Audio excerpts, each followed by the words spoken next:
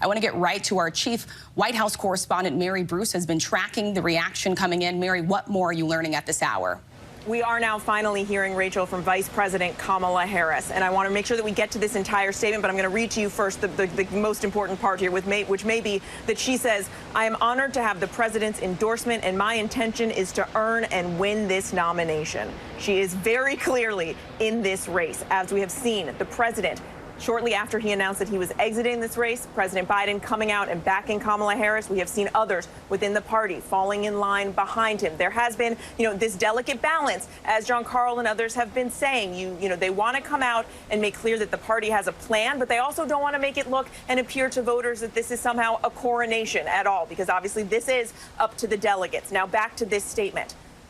Kamala Harris saying, on behalf of the American people, I thank Joe Biden for his extraordinary leadership as president of the United States and for his decades of service to our country. His remarkable legacy of accomplishment is unmatched in modern American history, surpassing the legacy of many presidents who have served 2 terms in office. She goes on to say that it is a profound honor to serve as his vice president, saying she is deeply grateful to him, to Dr. Biden, and to the entire Biden family.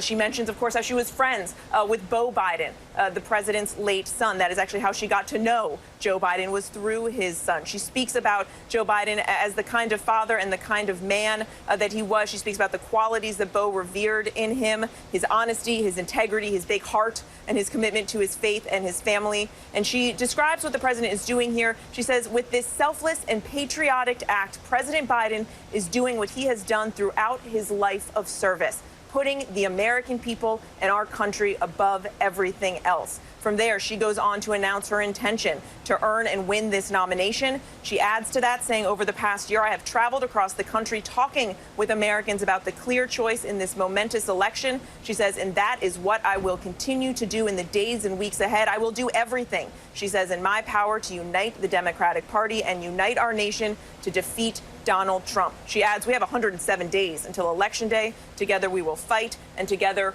we will win. A very clear message from Kamala Harris that she is in this race and in it to win, Rachel.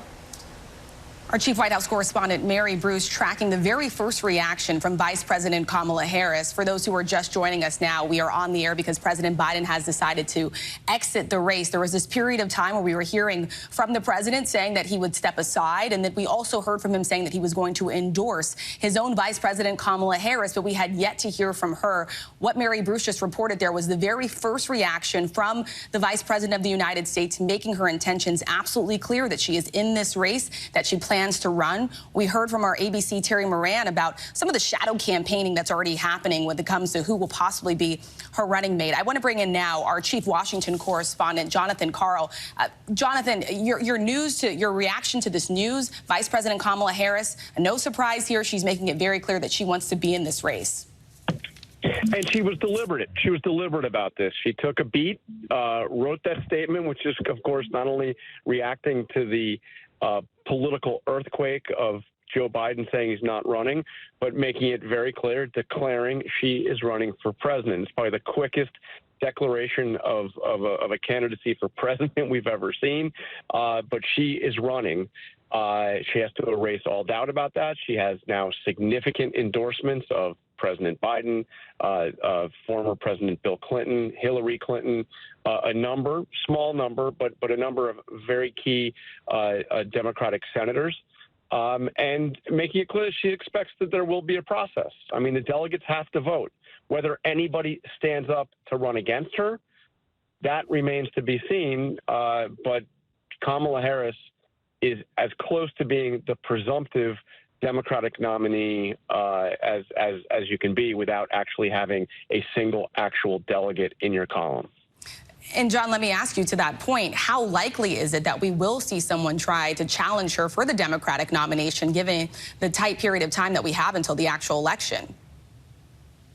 I think that some of the big names that we have been discussing, emerging national leaders in the party who would have been likely if this had happened a year ago to take on a full primary challenge against Kamala Harris are less likely, unlikely to make that move because they see that she's the prohibitive favorite. People like Gretchen Whitmer of Michigan or Josh Shapiro of Pennsylvania Andy Beshear of Kentucky.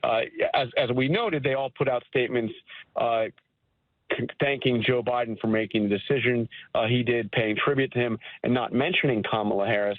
But for any one of them to take a step forward right now to run against Kamala Harris would be a very big move. It would be entering in as a real underdog and risking alienating the person that within a couple of weeks' time may well be and is likely to be the Democratic nominee. So I don't know. It wouldn't surprise me if somebody gets in, but I don't think that the major contenders that we had been thinking about, for a long time and looking at the possibility that Biden would get out, we'll get into this. I think this is really Harris's nomination to lose and unlikely to face any significant opposition.